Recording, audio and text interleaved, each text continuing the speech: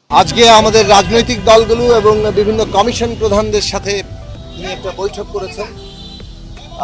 সেই বৈঠকে আমরা জাতিসংঘ মহাসচিবের বাংলাদেশ সফরের জন্য তাকে আমরা ধন্যবাদ জানিয়েছি। বাংলাদেশে যে রোহিঙ্গা শরণার্থী প্রত্যাবাসন সমস্যা, সেই সমস্যা সমাধানের জন্য তার যে ইতিবাচক ভূমিকা, সেটা তিনি যাতে আরও জোরদার করেন সে বিষয়ে তাকে আমরা ধন্যবাদ এবং আরও আহ্বান জানিয়েছি।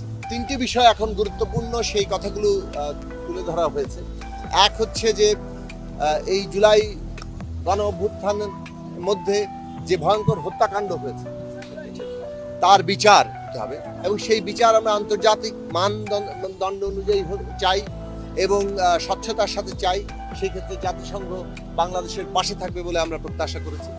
2 নম্বর বিষয় হচ্ছে বাংলাদেশে একটা সংস্কার এখন সকলের দাবি, অর্থাৎ এই দেশটাকে একটা নতুন রাজনৈতিক বন্দোবস্তে নিতে হবে এবং সেই ক্ষেত্রে সংবিধান সহ যে সংস্কারগুলোর প্রশ্ন আছে, আমরা বলেছি যে আমাদের এই পদ্ধতিটা হওয়া উচিত কনসেনসাস, অর্থাৎ ঐক্যমত্য সমঝোতা।